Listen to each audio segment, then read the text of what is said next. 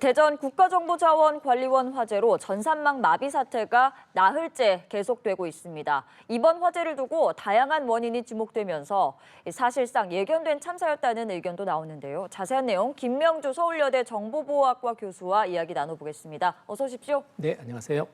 네, 화재 여파가 계속되고 있는데 지금 행정 시스템 장애가 이어지고 있는 상황이거든요. 그런데 복구율을 보니까 오늘 정오를 기준으로는 아직 10% 미만인 걸로 나타나고 있는 상황입니다. 이렇게 복구가 좀 더딘데 여러 가지 요인이 있을 것 같은데 어떤 원인이 좀 작용하고 있다고 실제로 보세요?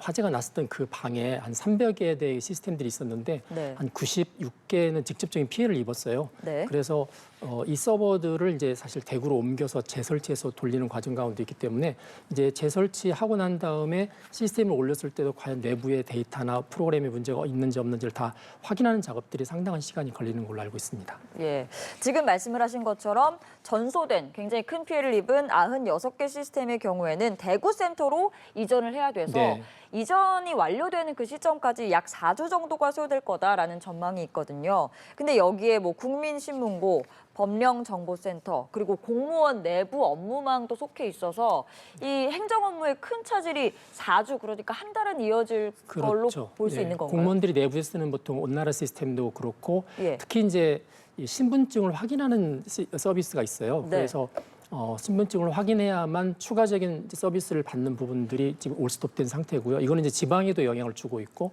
그리고 뭐 복지 시스템이라든지 그다음에 민원 시스템들, 신문고 이런 부분도 여전히 이제 원하는 서비스를 못 하고 있는 상황입니다. 그러면은 이게 4주가 걸린다고 하는데 그 중간에 좀 빨리 복구가 되거나 일부 시스템이 재개되거나 그거는 좀 어려운 거예요? 아니 이제 확인을 해봐서 일단 우선순위를 세워서 예. 민원 서비스가 급한 부분들은 먼저 이제 복구를 할 거고요.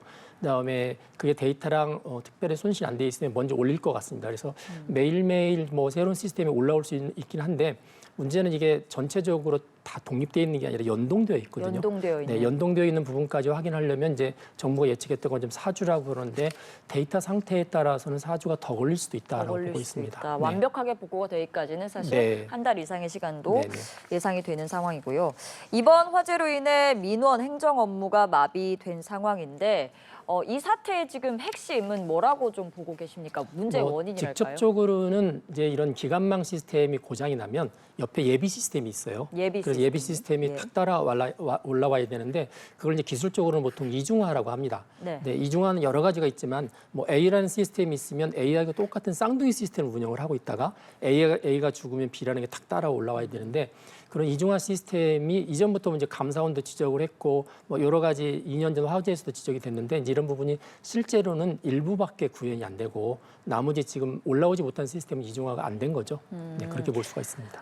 이중화, 그러니까 쌍둥이 시스템을 예비용으로 만들어놔서 문제가 네. 생겼을 때 바로 사용할 수 있도록 그렇죠. 가동을 해야 한다고 설명을 하셨는데 일부밖에 그 이중화가 이루어져 있지 않았다고 설명을 하셨어요. 이거 왜 제대로 이루어지지 않았던 거죠? 2년 전에 이제 라우터 고장 때문에 똑같이 정보망이 이제 올스톱된 적이 있었거든요. 2023년에. 그래서 그때 예. 대책을 세우면서 이제 노후된 장비부터 이제 교체를 하고 그다음에 시스템을 이렇게 등급으로 나눠서 진짜 중요하고 긴급한 1등급, 2등급들은 이중화 작업을 하자라고 계획을 세웠어요. 네. 세웠고 올해 이제 전자정보법 시행령도 이제 그걸 시행에 옮겼는데 문제는 예산이 없다 보니까 예산 이걸 문제군요. 한꺼번에 못 하는 거죠. 그래서 2026년, 2027년까지 단계적으로 하는 과정 중에 이제 화재가 발생을 한 거죠. 그럼 지금 이 데이터 중에 이중화는 어느 정도 좀 비중으로 되어 있다라고 볼 수가 있을까요? 사실 그 작년에 감사원에서 이중화에 대해서 1등급, 2등급 시스템을 조사를 했더니 약 한 40.5% 정도가 안 돼 있다.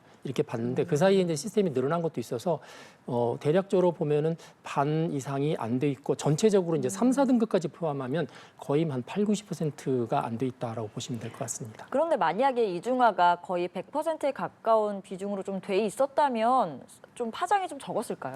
뭐 이론상 교과서상은 이제 그렇게 되어 있으면 당연히 한쪽 시스템이 망가져도 다른 한쪽이 따라오니까 보통 이제 업무의 영속성이라고 하는데 이게 중단되는 경우가 많이 줄어들었을 거라고 보고 있어요. 근데 문제는 이제 이게 다 예산 문제죠. 이중화가 되면 최소 예산이 2배 이상이 들어가는 거라서 사실 막대한 예산이 들어갑니다. 알겠습니다. 그리고 이번 화재로 인해서 데이터가 손실될 가능성도 제기가 되고 있습니다. 실시간으로 백업이 이루어지지 않아서 마지막 백업 시점이 언제였는지에 따라서 데이터 손실 여부가 좀 달라질 수 있다고 하는데 이게 저희는 사실 전문적인 영역이라서 일반 국민들은 잘 알지 못하는 내용이거든요. 이거는 보통 어떤 식으로 백업이 이루어지는 건가요? 보통 이제 계속적으로 실시간 백업이라는 게 어떤 이용자가 어떤 주문을 하면 관련된 이제 저희들 전공용어로 트랜잭션이 발생하는데 이게 이제 정전이라든지 어떤 사고 때문에 딱 중단되면 이용자가 들어왔던 것들을 최대한 많이 품고 얘가 저장이 되어서 죽어야 돼요. 네. 그런데 이제 그렇지 못하고 죽어버리면 이용자는 분명히 뭔가를 서비스를 요청했는데 안에는 기록이 되어 있지 않아서 지금 이제 토요일 날 시스템이 죽을 때 혹시 이용하고 있었던 서비스들이 있으면 그 서비스들의 데이터들이 사라질 수 있다는 이제 그런 위험성이 있고요. 또 기본적으로 이제 백업 데이터 가운데서도 이게 급작스레 시스템이 다운될 경우에 망가지는 경우도 있어서 이제 다 살펴봐야 될 것 같습니다. 그러면 결국 지금 데이터가 어느 정도 손실이 됐을지도 사실 지금 정확히 알기 어려운 상황이라는 말씀이죠. 지금 96개 중에서 일부는 올라오긴 했지만 96개를 이제 대구센터로 옮겨서 지금 다시 복귀하는 도중에 있는데 안에 이렇게 들여다봤을 때 데이터의 상태에 따라서 사주보다 줄어들 수도 있고 뭐 최악의 경우는 사주보다 더 늘어날 수도 있다는 생각을 합니다. 네, 사태가 조금 장기화할 수도 있는 상황인 건데 이렇게 피해를 키운 데에는 이 배터리 문제의 배터리와 그리고 업무 시스템 서버가 굉장히 좁은 공간에 같이 배치가 돼 있었다고 전해지고 있습니다. 서버와 서버 사이 간격도 1.2m, 공간이 협소했다. 이게 처음부터 설계가 좀 잘못된 거 아니냐는 지적도 나오는데 이 부분은 그게 동일하시나요? 이제 지금 대전 화재가 났던 대전 본원이 이전에 한국통신의 전산센터였어요. 네. 과거에는 그렇게 이제 서버끼리 붙여놓고 그 옆에 이제 정전에 대비해서 UPS라고 그래서 배터리가 들어가 있는 것을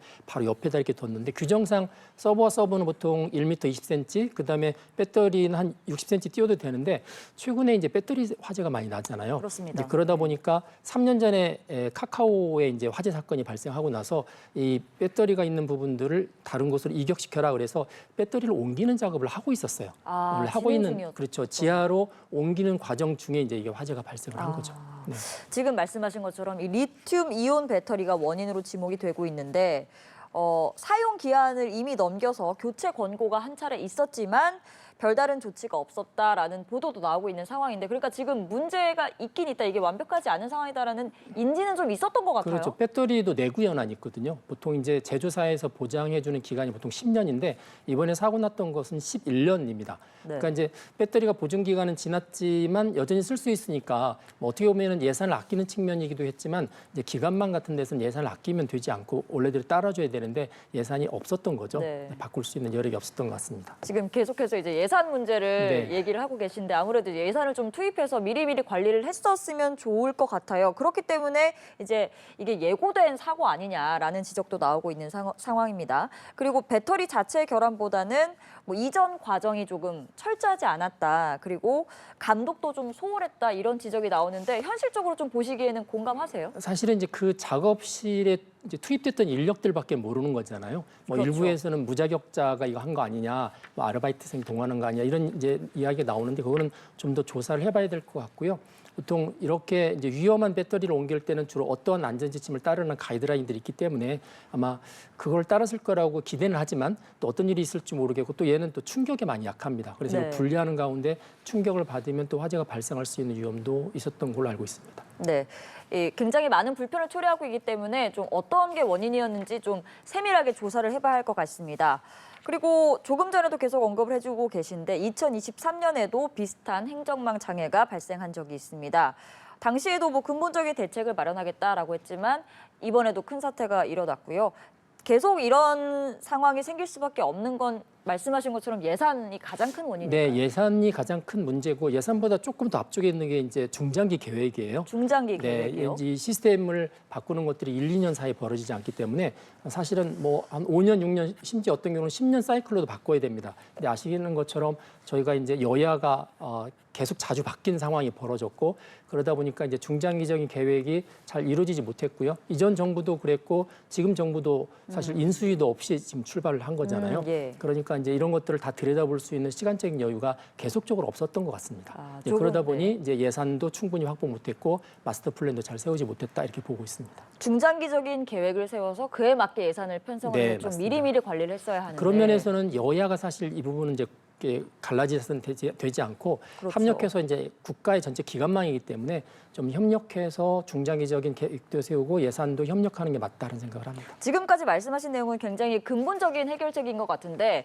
또 일각에서 나오는 이야기가 일부가 아닌 전체 시스템에 대한 이중화를 무조건 의무화해야 한다라는 이야기도 있고 백업 체계도 다시 좀 새로운 방법을 적용해야 한다라는 네. 의견도 있고 뭐 민영화에 대한 이야기도 있는데 종합적으로 봤을 때 좀 어떻게 생각하시는지 여쭤볼게요. 이게 김대중 대통령 때부터 저희가 디지털 혁신을 이제 추진해서 2010년경에는 저희가 이제 우리나라가 전자정부 1등을 계속 했습니다. 유엔에서 보통 전자정부 평가를 2년마다 한 번씩 하는데 계속 1등을 하다가 최근에 이제 3위, 4위까지 떨어졌거든요.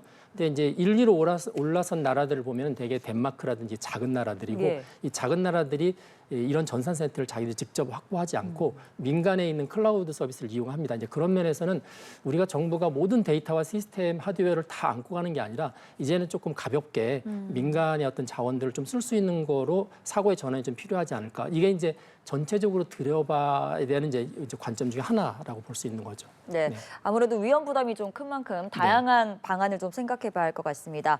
오늘 말씀 여기까지 들어보겠습니다. 김명주 서울여대 정보보호학과 교수였습니다. 고맙습니다. 감사합니다.